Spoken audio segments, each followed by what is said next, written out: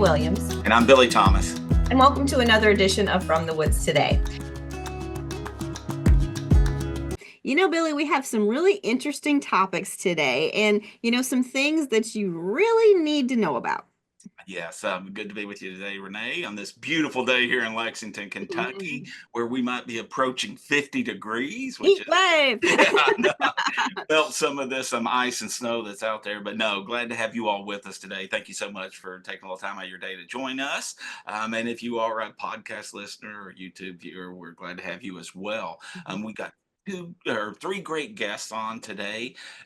So Renee, I guess, last year we started this series where we were kind of engaging the KDF field offices that are spread out across the state and trying to interact with them to understand some of the issues that they're dealing with, when it comes to managing and caring for our forests and natural resources. And we're on our fourth segment today, and we've got Jason Hunt and Kesley Baker with us, and we're going to be talking about something that's really important in Eastern Kentucky that we really need to be very thoughtful of is wildfire and how we can keep it from being a problem on our own property, our own home, and how we can be safe in that. There's some simple steps that you can take to be Firewise. And I think a lot of times you might be thinking more of convenience, but might need to think in a different direction. Yeah, and I'm really excited to have Kesley with us. She is our expert here in the state of Kentucky when it comes to making your homes Firewise. So we're really excited to have her. And Jason Hunt's such a great forester to have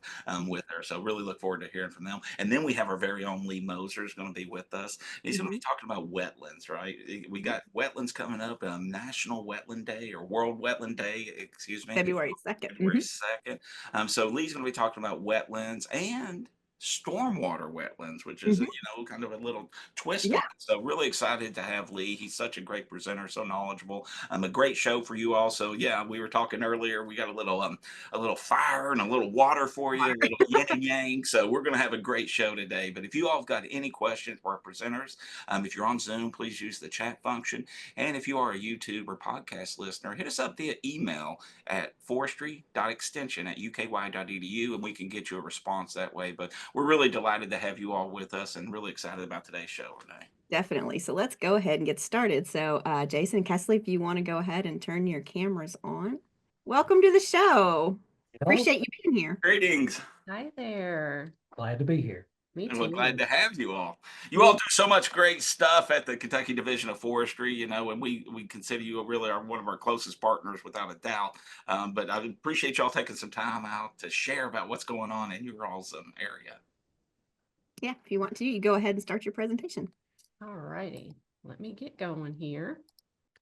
Well, as y'all said, today we're going to be discussing some wildfire risk reduction and what homeowners can do around their property, as well as how that relates to wildfire suppression. So I'm just going to go ahead and get rolling. Just a little bit about wildfires in general. Here in Kentucky, we have two wildfire seasons. One runs from October 1st to December 15th, and the second one runs from February 15th to April 30th. So here in a few weeks, we will actually be in fire season. And we've already had a couple fires just last night, so it may be starting a little early. But anyway, during this time, outdoor burning is restricted from 6 a.m. to 6 p.m. Usually during the day is typically when you will see lower humidity, higher wind speeds, and higher temperatures. So it's best to do all of your outdoor burning after 6 p.m. and also always check the weather beforehand, just in case, and probably check with your local fire department as well. So just a little bit of overview. KDF for 2024 has responded to 936 fire occurrences. We have a map down below, and all of those little orange circles are all the fires that we had last year. In total, there were 23,920 acres burned. So as you can see, we have fires all throughout the state, but we have a higher frequency in the east And a lot of that is due to the heavy amount of forested area and just the topography of the Appalachian Mountains. So here in Kentucky, the wildfire likelihood is actually greater than 60% of states in the US. I know a lot of times you don't really think of Kentucky as being a high wildfire area when you're looking at California and whatnot, but we do have a very significant wildfire likelihood.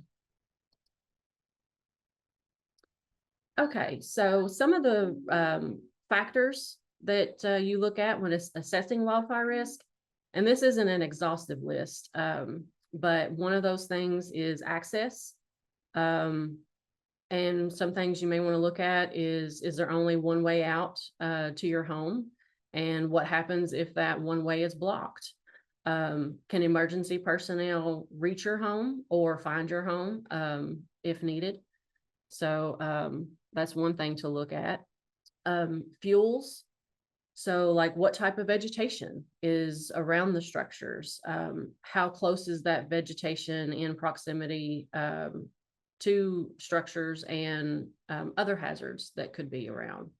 Weather is obviously a big impact. We have what's called red flag days. When the weather condition increases the potential for a fast moving, high intensity wildfire. Those conditions are defined as wind speeds of 25 miles per hour and humidity 15% or less. So, you may want to think about, does your area frequently experience high winds? Are you currently in drought conditions right now? Those are things that you may want to think about as a homeowner. Construction, just simply what homes and structures are, physically made of can determine how easily that structure is going to be to ignite. Specifically like the siding, roof construction, and different things like that. Also, if you have any like wooden decks or porches, can definitely increase your risk. Location, and specifically your location relative to other factors, such as how close you are to the woodlands, how close you are to other homes. Could there possibly be structure to structure ignition? And also looking at how close you are to emergency responders, local fire departments. You have to really look at how long is it going to take help to reach you in some situations. Fire history, that really tells us how that area has been impacted in the past by wildfires and provides a little bit of insight as to the burn probability and possible fire behavior for the future. And of course, slope. This can really impact the wildfire risk for individual homes, but it can also impact wildfire suppression efforts because steep slopes can hinder heavy equipment operation and can even slow down wildfire crews in some instances. So basically, the thing we're going to try to answer is how can residents reduce wildfire risk? And I do want to talk about a gentleman named Jack Cohen. He is a former U.S. Forest Service fire research scientist. And he was quoted once as saying, community wildfire risk should be defined as a home ignition problem, not a wildfire control problem. And I think really what he's saying there is, wildfire is inevitable. We can't always control it. We can do our best to prevent it. But it's always going to be on the landscape. It's naturally on the landscape. So really what we need to look at is things that we can do to live with fire. And one of those ways that we can do that is by creating defensible space. This is really the first defense to shield homes, property, and essentially people from the threat of wildfire. So creating defensible space helps to protect your family and neighbors, your homes and other property, but it also helps, emergency responders. if you look at it from their point of view, your property and your yard become their work environment. So keeping that work environment safe is a good step in working collaboratively with first responders. So identifying defensible space can be split up into multiple zones. The first thing we're going to look at is the home. And there are several things that you can do. The first is structure hardening or updating building materials to more fire resistant materials. That's a great way to reduce risk. Unfortunately, it's not something that a lot of people are readily available to do. But there are other simple things that you can do, such as enclosing crawl spaces with non-combustible materials and putting fire mesh screening on all of the vents and even under decks and porches to keep leaves and fire embers from accumulating underneath. You should also remove all leaves, pine needles, and any sort of other debris from the roof, the gutters, porches, and decks. So next is basically a 5-foot zone immediately surrounding the house. And this area should be as fuel-free as possible. So any sort of fuels, vegetation, as much as you possibly can, eliminate. You want to eliminate as much as you can. All leaves should be cleared away frequently on a regular basis, especially during fire seasons and before fire seasons. Trim any tree limbs that may be overhanging into this zone. And if you do have any plant beds against the house, I know a lot of people like to, have their flower beds and whatnot. You can still do that. Just try to use non-combustible bedding instead of mulch. Use like rock, gravel, lava rock I think it's really beautiful. And choose non-woody plants, non-woody native species for this area rather than shrubs and especially like trees and whatnot. And of course, you always want to water and prune this area regularly if you choose to have vegetation in that area. So the next zone is 5 to 30 feet out from the home. Of course, you're going to want to mow this area regularly. Short green grass tends to not burn well, so that's always a plus and a very simple thing that you can do. Also, if you have any trees and shrubs, just try to space them out and remove any leaves, dead vegetation, again, on a regular basis in this area. So you have 30 feet and beyond, but, I have specifically said from the home and beyond, remove ladder fuels and underbrush. So you don't want any sort of, debris or any sort of shrubs or anything up underneath trees, especially mature trees. Clear 10 feet at least around propane tanks and firewood.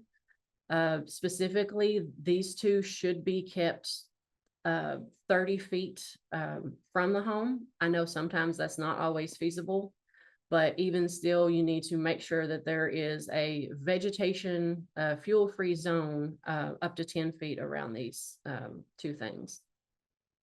And then also you can create this same defensible space around garages and storage sheds on your property, especially if those structures are within that 30 feet zone and or close to your home. And again, just ensure your home is accessible to emergency responders.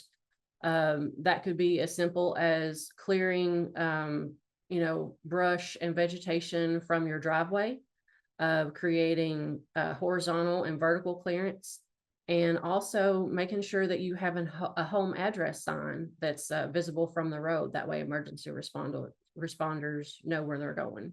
So, and I think with that, I'm going to turn it over to Jason, and he's going to go over some photos and specifically talk about how a wildland firefighter would look at certain situations. All right.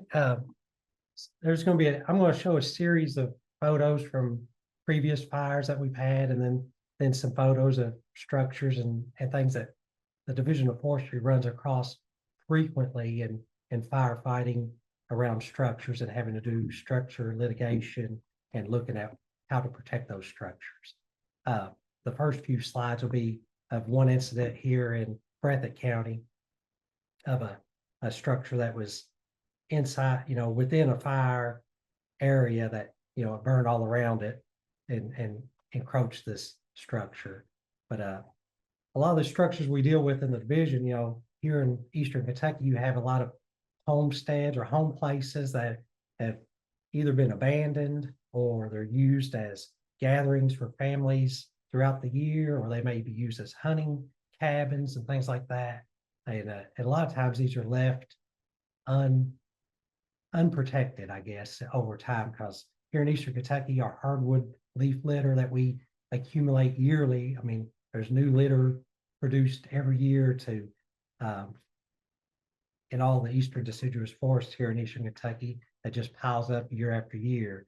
And without maintenance, this can cause issues for firefighters trying to protect these structures over time. And then I'm going to show a series of pictures also of residents that are actually lived in that have issues that we could look at and talk about what landowners can look for on their properties to help the firefighters out along the way, especially if we show up to a fire and the fire's already encroached on a home, or we're trying to prepare that structure or that home area for a fire that may move into that area.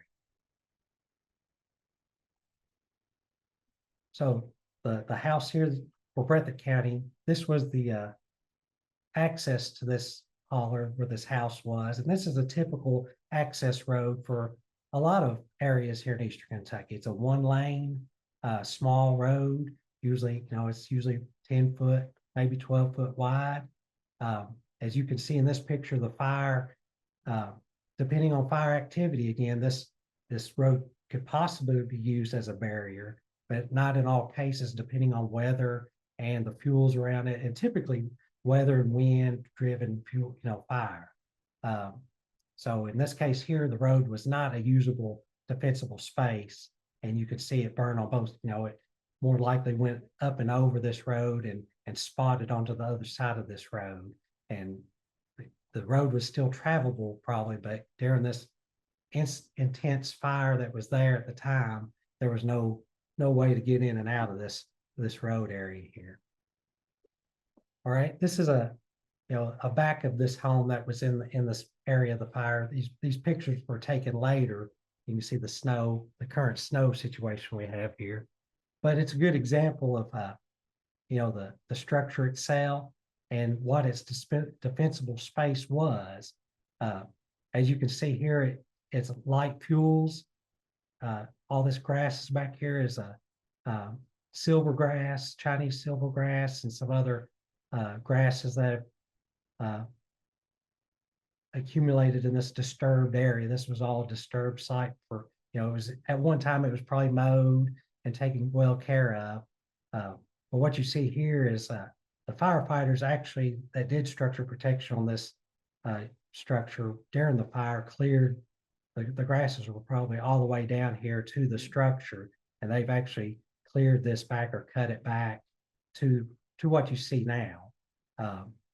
But normally we, a landowner, or like in this case here where this house is probably a structure that isn't visited a lot, it'd be nice to maintain it yearly, at least a couple of times a year, coming in and cutting all this back to a good defensible space here. This is just a slide of our typical siding of some of these older homes. This home was probably, could have been built in the 50s, maybe earlier. It could have been, it's an early home construction. So siding is, it's just dry wood. over time, it dries out a lot and can ignite with fuels up against it, or you got radiant heat from those fuels that are around it.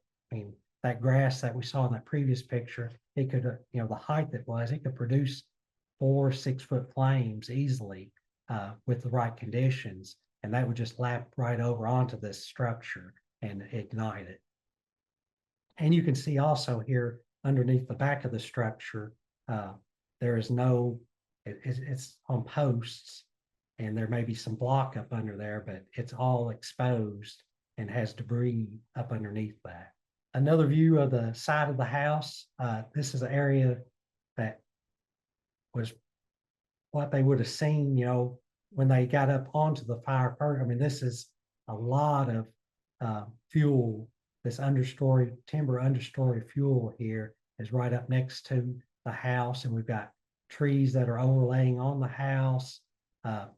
This would be a very big issue for a firefighter coming onto the scene. And if that fire had already encroached on the house and was within, several feet of the house, it would be very hard to protect this structure. With limited resources, especially with the Division of Forestry and firefighters, any volunteer firefighters around here, we have limited resources. Usually small crews, there may be 5 to 10 man crews for a wildland fire crew, and volunteer fire departments, maybe 1 or 2, usually 2 or 3 people may show up as a volunteer fire department. And then other people may trickle in later. But typically when you first come on the scene, depending on where the fire is or the fire boundary is, the rangers that show up on the scene have to triage this house. Can we save it?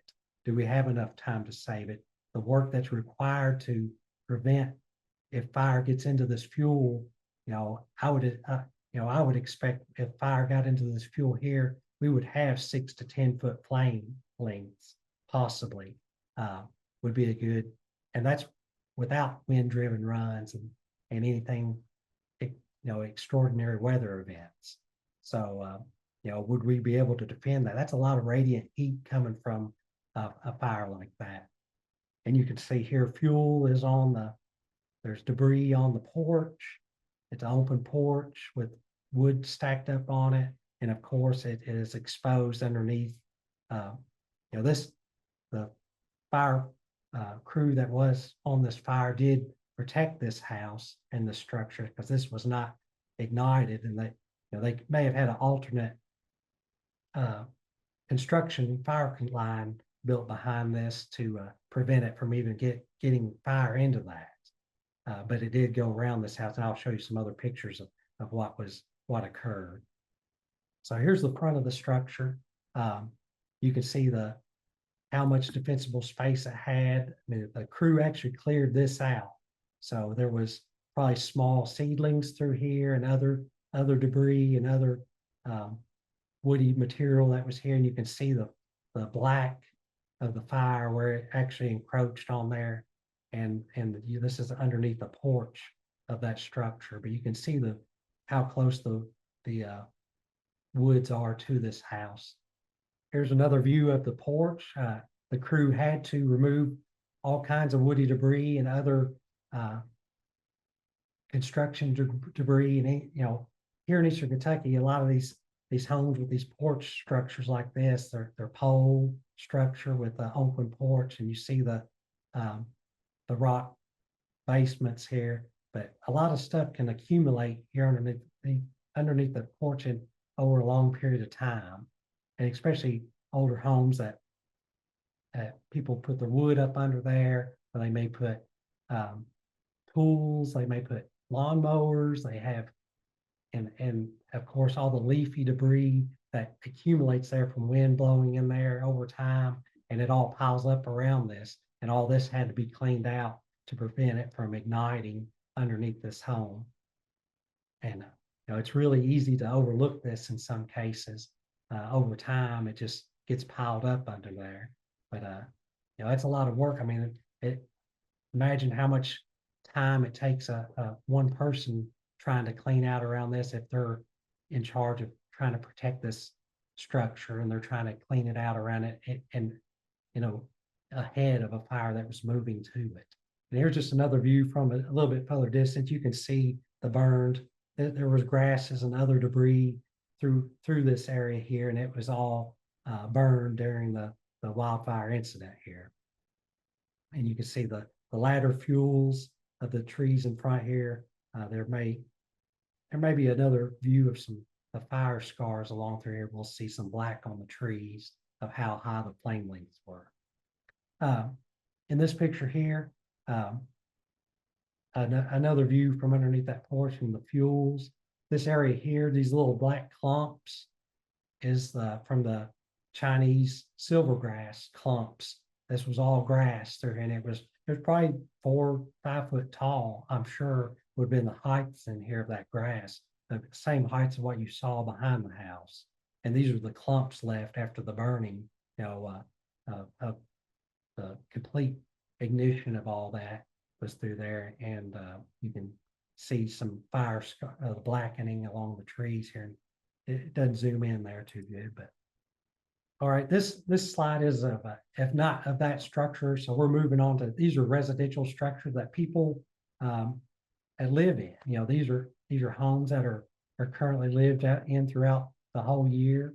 And this may be some of the things we come across in front of a wildfire and doing structure triage and running the boundary of the fire, trying to, especially if we know it's going to be within that boundary.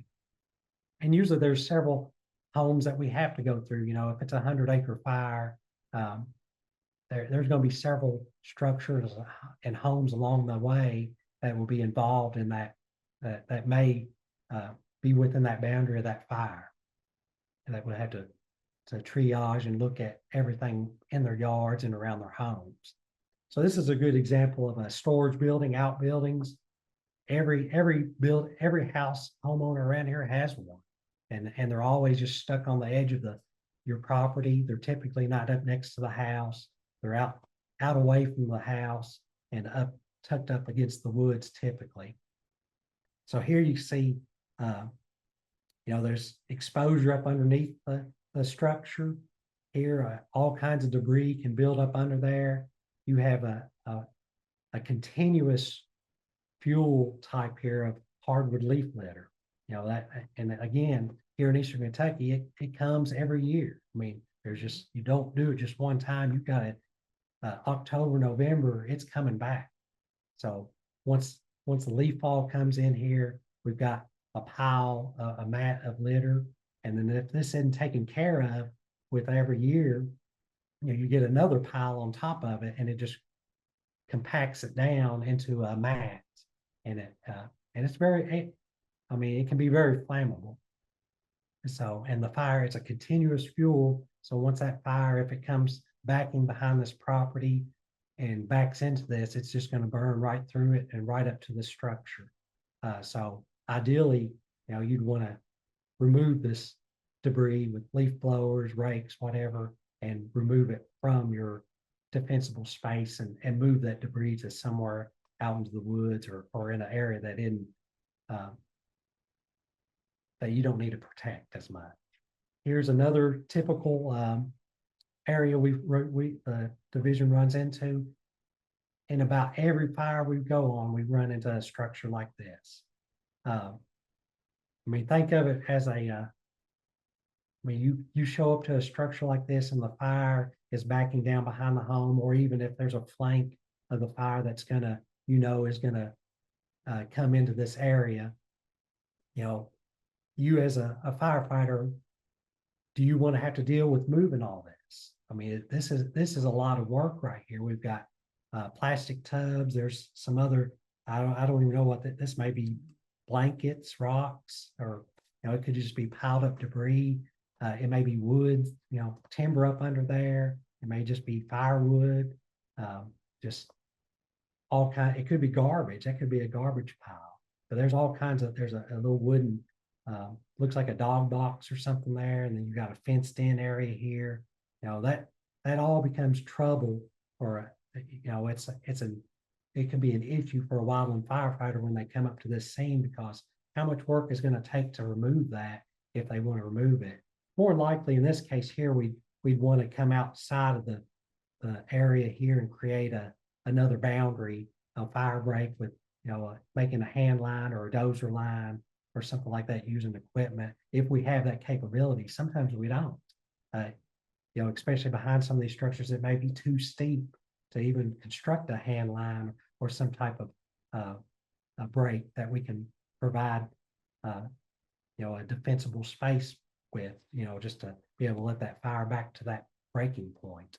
And in this case here, we got flammable construction. This whole shed is made of wood, and this can easily have a continuous fuel bed here to ignite that structure.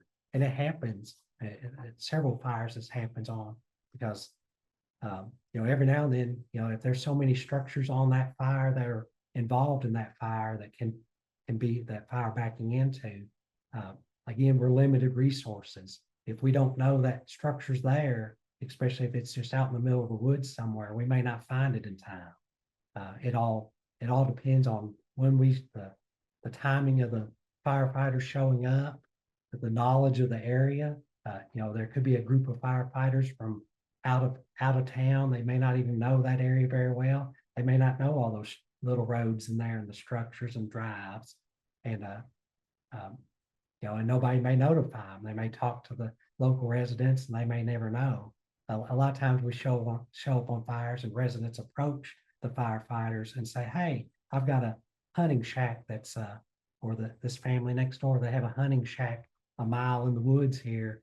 Y'all may need to go check on that." And we may not, that's something we may not know without aerial observations or anything like that. We may not ever see that structure or that building in there. So we try to do our best, with structures and cemeteries and structures in cemeteries. You've got all these little cemeteries out there in the woods that may have lean-tos or shelters in and things like that. We've got to be able to see that to know if we can go out there and protect that and do some mitigation to that.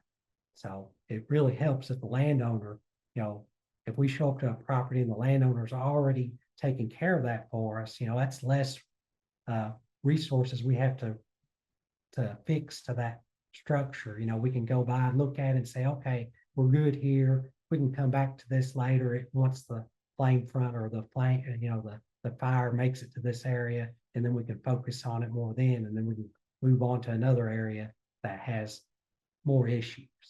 This is my last slide here, or one of my last slides. This was a fire in another one in Breathitt County from several years ago. This was a fall fire. You can see the fire front. I mean, this is just a backing fire, so 1 to 2 foot flame lengths in this hardwood litter, and it's just creeping around through there. You can see the structure behind here. It burnt directly up to it. Luckily, the landowner was home, and they got to this before we did. We were in the area and working on other sides of this fire and came back to this side because this was a lot of defensible space within this residence, but this was their little shed out back, and they were able to, they had some firewood piled up behind it that caught fire and some areas here, but you can see this is a manicured lawn. I mean, this was all mowed and well manicured, but for the current leaf drop that was on it, you had a leaf drop event through October and into November. There's a dry, intermittent stream that was here, so it was dry at the time, and the leaf litter was just through it, and it was just burning through the creek and out onto their yard. And to the left of this picture is the structure, the home residence, and it actually burnt through the yard coming down the hill there, and you could see a constructed line here along the yard here that was blown out, to prevent that continuous fuel and it just creeped all through here, in a fire department event, it was sprayed out once it got close enough to this area. But usually we just want it, if it's creeping along this area, we usually just let it creep on through to remove all that fuel in that area. It allows it if once the fuel is gone, there's no way for it to reignite. So wildland firefighters prefer that fuel to be burnt in a manageable way. If we remove all that fuel, we don't have to come back to it later and worry about it. It's once that fuel is gone, we're done. Here's a good photo of typical porches. This was a residence that a person lived in this home. This was a residence that was lived in year round. So you see all this litter, leaf litter. I mean, they did not take care of this porch. If any embers or anything floating through the air, I mean, any fire you can get onto, you'll see those embers floating through the air, and this would easily ignite. And firefighters may not, getting on people's porches and trying to remove all this fuel, it's time consuming. It really is. I mean, and trying to find all this and deal with this at the time, especially if the fire is already on the structure or near the structure, and you're trying to deal with several structures. This could be a hindrance for any crew to have to remove furniture and things that can catch on fire on these porches. Here's another good example of a structure next to a structure. This little alley right here I've been on several fires where this is 4-5 foot deep, and that's a lot of litter that can be removed, that needs to be removed, that, to prevent that from happening. Here's a good example of kudzu. We run into this a lot on fires. This is just a mat of kudzu, the vine that's left over. This is a fall fire for sure. And you can see, I mean, this was not wind driven or anything. This is just this was from a debris fire in Pike County. This is normal. Those flame lengths there are 4 to 6 foot. You can look at the building here. You've got a camper. I mean, those are pretty high flame lengths. And once they reach this area here behind there, it is more than enough radiant heat to catch this camper on fire, or melt the camper or the siding, and to catch this on fire. And this was a continuous fuel up to these buildings. And they, luckily there was an engine on scene there that was able to spray. They had to let the fire get down to a reachable area there that they could just spray it out. But the Division of Forestry or volunteer firefighters are not going to get into this fuel type and try to stop this fire, because that's just that's an accident waiting to happen. You get tripped up. That's a mat of vines right there. A firefighter showing up on a fire like this, we have to wait till that fire gets to a different fuel type to be able to deal with it. You either have to make another break somewhere else, because you can't get a dozer and scout a dozer line, and it'd be impossible to beat that flame front and try to create a hand line in this vegetation. I'm going to turn it back over to Kathleen for this part. Skip on over. So yeah, like he went through a whole bunch of pictures and whatnot of different scenarios, and a lot of these things can be can be mitigated before the wildfire is actually approaching your home. So one thing I want to end with is if you want to learn more about your wildfire risk and the things that you can do to help protect your own home, KDF has developed a home wildfire risk survey where you can answer a few questions about some of the wildfire risks that we mentioned earlier. And it will actually provide a risk rating of either low, moderate, high, or extreme. And then below your score, it will provide a few little safety tips on how you can reduce that risk. So we have the QR code on here. You can simply scan the QR code, or you can input the link into your browser. So not only will this help determine your own wildfire risks, but it gives people the opportunity to provide valuable input to KDF for hazard mitigation planning for the state. And also on here, I have a few available resources for you guys. But I think that's it. Thank you so much. That was great. Thank you so much. We greatly appreciate that. People need to know because you don't think a lot about all that leaf litter just being something that could really cause some damage to your property and to your home. Definitely. Yeah, we've been all watching what's happening in California for the last, month or so, and I know those fires are quite a bit different than we have here. But I was just going to ask y'all if y'all kind of comment on that a little bit, how the differences between, the fires that they're dealing with and the fires that we deal with here in Kentucky. Well, I know one thing that I have noticed is, especially, in LA, a lot of it is once it has reached the structures, it's basically structure to structure ignition. And once it gets to that point, it's very difficult to stop. It just, it burns through the fuel. And once it hits the homes, the fuel becomes the homes. And we have several areas like that in Kentucky, especially, I mean, maybe on a smaller scale, but you get into these haulers and whatnot where you have several homes down a one-way road. It can potentially be just as dangerous. So that's kind of my take on it. No, well, that's a great point. And, and I don't think we have to look too far back to like 2016 when we saw those Gatlinburg fires and, just the potential of wildfire in this part of the country.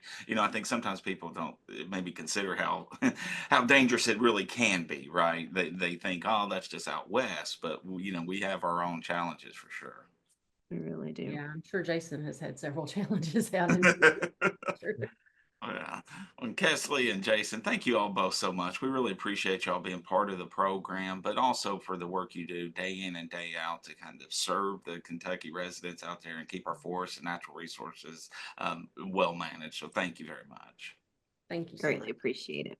No doubt. All right. Good stuff. Good stuff, Renee. They did a great job. Very. Really appreciate having them on. I think we're going to be shifting gears now. We have Mr. Lee Moser. Always a pleasure to see Hi, Lee. Lee. Lee, how you Hey, doing today, sir? I'm doing great. Am I lagging a little bit? No, Good. No, you're feeling Awesome. pretty good right now. So Good to see y'all. yeah, good to And see you. excellent to speak with everyone today. That was such a Yeah. great session on wildfire prevention and risk reduction for homes. Now you're going to go and throw a lot of water on it, right? So I'm going to Exactly. try. So we're heading to the opposite end of the spectrum, talking about a water-related topic here now. Okay. So I'm going to go ahead and initiate my screen share if you have anything you want to say before we get going. You're Oh, good. All right. looks good. So, in general, today I'm going to be talking about wetlands, but I'm going to kind of pivot and talk about stormwater wetlands, which is something that folks may not be super familiar with. So, I'm here today because World Wetlands Day is celebrated every year on February 2nd. This is to raise awareness of the vital roles of wetlands in environmental sustainability and human survival among public policymakers and stakeholders. So we really want to let people know about what wetlands do, where they are on the landscape, and what they can do to protect them.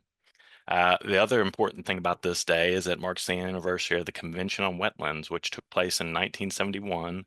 And it was basically an international agreement to try to stop the loss of wetlands because of their importance to society and nature. The Convention on Wetlands first took place in, let's see, Ramsar, Iran, which is interesting, I think. And the one that's coming up, the conference is going to be July of 2025, the 23rd through the 31st in Victoria Falls, Zimbabwe. So if you're anywhere near Victoria Falls, Zimbabwe, you should certainly check this out. So their goal is protecting wetlands for our common future. And that's the theme specifically for this year's World Wetlands Day. By adding value and protecting these richly biodiverse, productive ecosystems and inspiring action on their behalf, together we can safeguard our common future and well-being. So the folks with World Wetlands Day have put together a really nice set of images and a lot of information on their website that's available down there on the bottom if you want to kind of check that stuff out. But all this is getting to the fact that wetlands are important to so many people's ways of lives and are a critical component to many ecosystems worldwide and serve many purposes. So we're going to explore those today. And we'll explore those by briefly talking about what makes a wetland, why they're important, threats to wetlands worldwide, how we can protect them, and some interesting applications of constructed wetlands for stormwater management here in Lexington. Actually went and visited the sites this week. So they're working, they're out there on the landscape, and they're an opportunity for you to maybe go check something like stormwater wetland out if you're around Lexington area anytime soon. And they're really helpful for managing water quality and quantity issues. So what makes a wetland a wetland? Well, by definition, a wetland is an area that where water covers the soil or is present either at or near the surface of the soil for varying parts of the growing season. And mainly it boils down to three critical factors: the hydrology, how water is distributed and moves across the surface and below the ground, including timing and seasonality; the soils. Saturation and inundation of the soils leads to hydric soils, which means that these are soils that have various characteristics related to waterlogging, generally characterized by glaying of the soil. Oftentimes, biogeochemical processes will cause things like iron and manganese to visibly change color in the soils. And they're generally, at least part of the year, under anaerobic or low oxygen conditions. And the hydrology in the soils kind of guide what vegetation can live on the site. So the prevalent vegetation on the site consists of plants that are adapted to living in areas with wet soils and often are waterlogged. So when we are thinking about wetlands on the landscape, one of the techniques that we utilize to identify where wetlands are and their extent is to conduct wetland delineation. There's a very formal process for that the United States Army Corps of Engineers has put together and has manuals on. I won't bore you with all that. That's all stuff that can be referenced from previous presentations that I've shared here on From the Woods Today. But the thing to know is if you think you have issues with wetlands on your own property, a good point of contact would be reaching out to the folks at the state through the Kentucky Division of Water to see what might need to be done if you're thinking of developing around them or anything of that nature. And they can probably provide you some really specific tips on how to protect them on your property too. Or feel free to reach out to us at Extension and we can get you connected with the right people. So why are wetlands important? Some of this I've already alluded to a little bit, but one of the things I first think about are the water quality and quantity benefits. They're really good for allowing sedimentation to occur and filtering nutrients and pollutants out of water. The other thing that they do really well, and we'll talk about this a bit when we talk about stormwater wetlands here shortly, is helping to manage fluxes of water, large influxes of water from things like floods or storm surges in tidal areas. And they can also help to buffer against drought. So they've got multiple water quality and quantity benefits. They're among some of the highest rates of carbon sequestering ecosystems in the world. So they're really good at putting carbon back into the soil. As far as habitat and biodiversity goes, we got our friend the great blue heron here. That's just one of many different critters you might see if you go out to a wetland. There's so many different diverse areas in a wetland, typically between vegetation and different depths of water, and it really attracts a lot of different wildlife. So if you're into wildlife, if you're wanting to go out and see a lot of birds, wetlands are great places to go do that. One thing that people may not connect with wetlands are some of the economic benefits, specifically thinking of things like food production.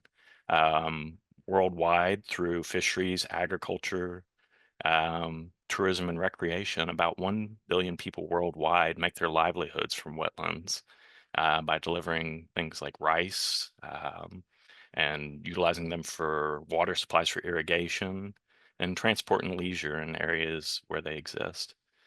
And one thing that people may not think about necessarily, but you may have experienced it yourself without knowing it, is connecting with nature. Just having the opportunity to get out and relax in areas where there's lots of wildlife. It's usually relatively peaceful in a wetland, from my experience. And for some cultures, wetlands hold very significant spiritual and cultural significance.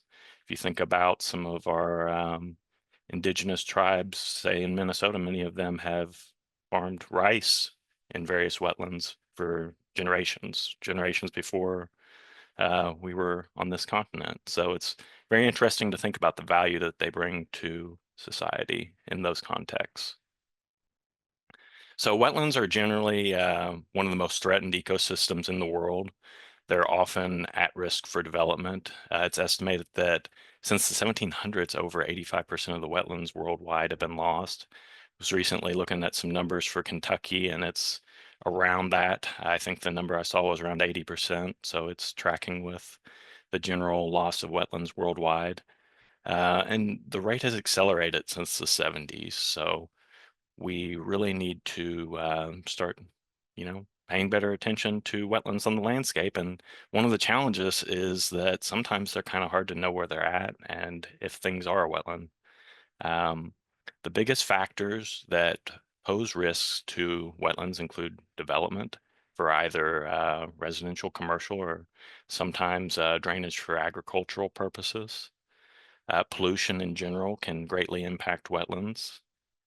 Climate change, changing hydrologic cycle impacts. Too much water, not enough water can alter the hydrologic regime. Loss of connectivity. So if they are no longer connected to the sources of streams and various waterways adjacent that feed them with sediment and nutrient. Invasive species can be a big challenge as well. I know we talk about that a lot here on From the Woods today, and wetlands aren't exempt from the challenges of invasive species. And then just over extraction of water, plants, animals, and other natural resources. You see these lovely cypress trees in this photo, and for a long time they were highly sought after for timber use in the southeast, and it impacted a lot of wetlands over time. So just trying to sustainably manage the resources within wetlands is a really critical step to their protection. So we're taking step one to protect wetlands today. We're raising awareness, talking about it a bit, and trying to better understand the benefits and where they actually occur on the landscape. So avoiding conversion is a really important step. There's permitting processes and various delineation techniques that are utilized, as I mentioned previously, to ensure that as we develop, we're minimizing impacts to wetlands. Another great option is restoration. Early in my career, I spent some time in South Carolina restoring wetlands, and in some scenarios, it's as simple as restoring the hydrology and monitoring the plants that are coming in and intervening if various invasives come back in. Minimizing chemical use and land disturbance adjacent to wetlands is important. Mentioned earlier that pollution can greatly impact these sensitive habitats. Things like amphibians are very sensitive and often frequent wetland habitat. So ensuring that whatever you're putting on the land adjacent, whether that's herbicide, fertilizer, chemical, um, all of that's kind of buffered off by a good bit so that you're not inducing runoff of pollutants into the wetland. And then if you're a landowner, it's advisable to consider participating in conservation programs that protect wetlands. And a good starting place is contacting your local NRCS. So there are two resources that I want to share if you're interested in figuring out what the general extent of wetlands might be in your area. It's not going to be specific to be able to point out, hey, there's 20 feet of wetland adjacent to the stream on your property, but it'll give you a general idea of where wetlands exist with the National Wetland Inventory Mapper. Great tool. And then if you're interested in getting out and about in Kentucky and seeing some exceptional wetlands, the Kentucky Division of Water has a story map that you can interact with, learn more about wetlands from across the state and what their significance are, and hopefully go out and enjoy them. So I'm going to pivot a bit and talk about something that kind of mimics natural wetlands. They say imitation is the greatest form of flattery, I guess. So stormwater wetlands are kind of imitating the function that natural wetlands provide. and are often utilized in urban spaces for stormwater management. So it's a type of constructed wetland that's man-made, and they're designed to remove pollutants from water, control peak discharge, because one thing we've talked about previously is that as watersheds in urban areas develop, the amount and speed that water runs off of a site increases. We'll look at a really interesting example here in just a second. You can see these ducks that are enjoying the wetland there, and I think that one's in Owensboro. They provide habitat, as we've mentioned previously, and usually they can be great opportunities to get folks out and learn a bit about wetlands, whether that's by sampling for different bugs and plants that might be out there and learning about what types of things inhabit wetlands, or just general water quality education is really great to conduct at a wetland or a stormwater wetland. So this diagram is a really interesting one that kind of shows some of the components or design components of a stormwater wetland, generalized. So they often contain a forebay that's designed to promote the settling of coarse sediment particles, dissipating energy flow as it comes into the system. In the system on your screen, it flows from left to right, just to kind of give you a little guide as we go through this. So the forebays here, and that's where all the sediment would settle out, hopefully, and slow down some of the water that's coming in.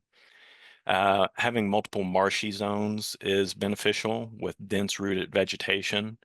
A low marsh zone is a portion of the stormwater wetland that has water at depths of 6 to 18 inches at low flow and supports emergent wetland vegetation. This vegetation is critical to the effectiveness of the stormwater wetland in removing pollutants such as nutrients. So they do a really good job of taking up things like nitrogen and phosphorus that might be in runoff coming onto the site. The high water marsh zone around here is designed to support larger diversity of wetland vegetation and wildlife.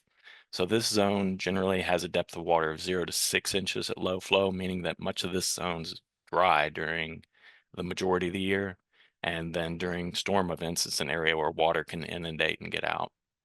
So this stormwater wetland has two outlets: an outflow during low to moderate flow conditions, and during high flow conditions, it's got an emergency spillway so that during those very large rainfall events, it can safely discharge water without damaging structures. And then a nice large pool at the area prior to the outlet that's going to allow further energy dissipation and settling out of any sediment that's still in the water once it gets to that point. So what does this, well, first I want to recommend a couple of resources. So extension publications are available related to managing stormwater using low impact development techniques. A stormwater wetland would fall under that category of a low impact development technique. So they're utilized around the state in large cities, specifically here in Lexington. I'm going to share two examples. We saw an example one in Owensboro earlier. And if you want to learn more about stormwater wetlands in specific, this stormwater wetlands extension publication is a really good one to learn about some of the benefits and pollution reduction potential of stormwater wetlands. So those will be linked on my resources page at the very end. So one place I visited this week that has a stormwater wetland is McConnell Springs. Quite an interesting place with some sensitive water features that I'll kind of highlight with a map here in a second.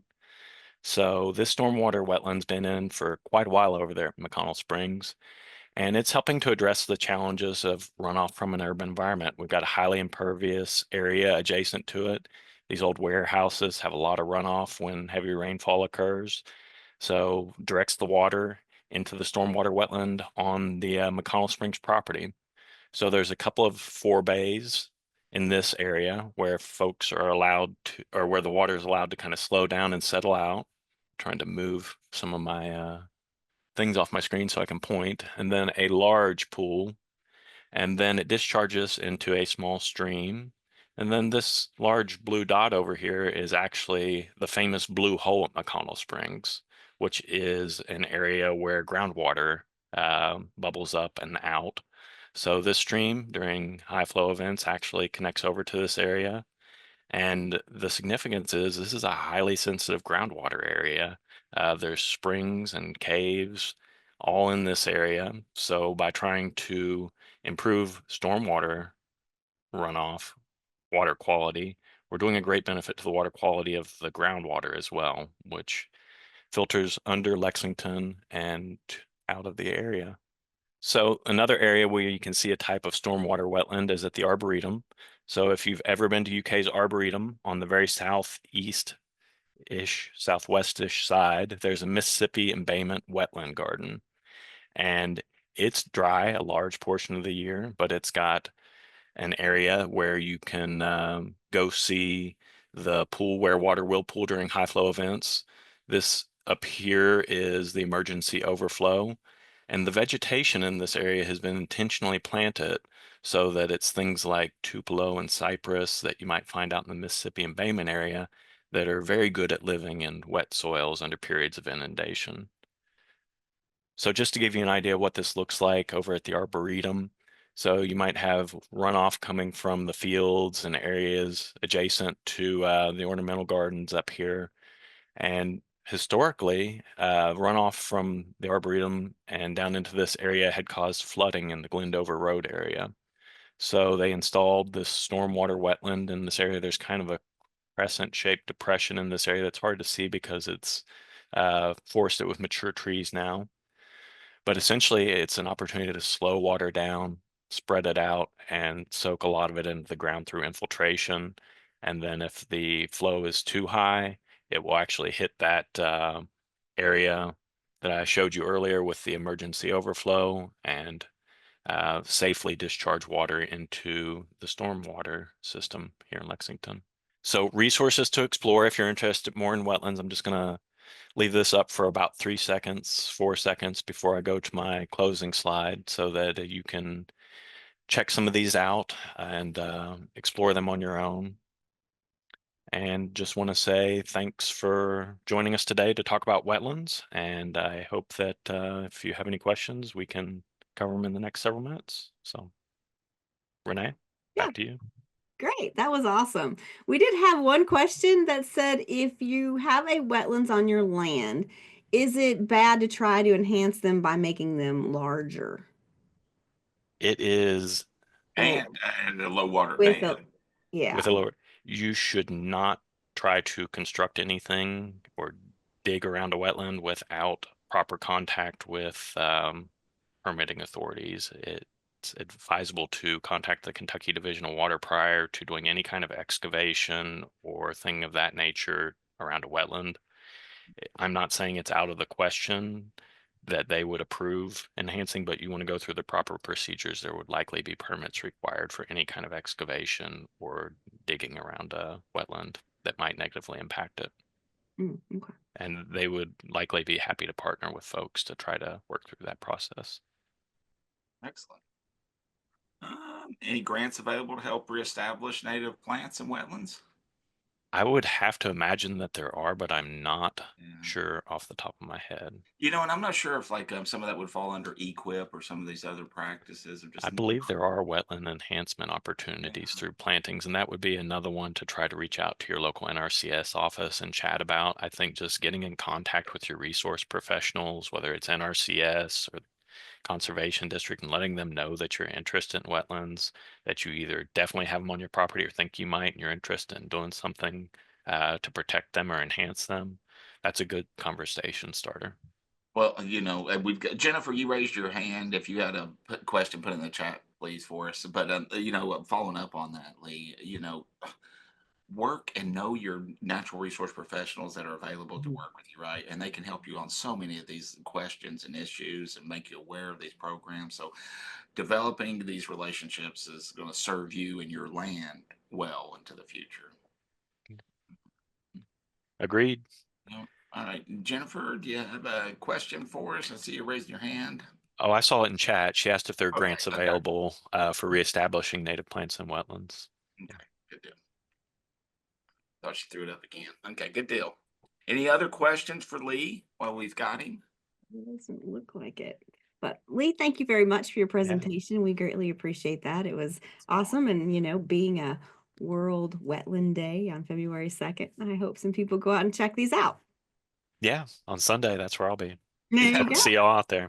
All right. Hey, but don't forget, on Saturday, we have the first Kentucky Maple Days is taking place spread out across the state. You can Mhm. check it out on our website and find a location near you. Yeah, Definitely. that's exciting. I think I'll be boiling with some friends. Awesome. Awesome. Tis the season. Sweet deal. Yeah, Yes, enjoy. excellent. All right. All right. Thanks, Lee. Thanks, everybody. All right. Well, awesome show, Billy. Greatly appreciate Yeah. one of you joining us too. You helping me every week. I appreciate that. Well, every day But you're worthy of the help, that's for sure. we also appreciate you joining us, because if it wasn't for the folks out there watching it, we wouldn't be doing this. So we appreciate you joining us each and every week. We'll look forward to seeing you all next week at 11. All right. Take care. Bye. From the woods today. From the woods today.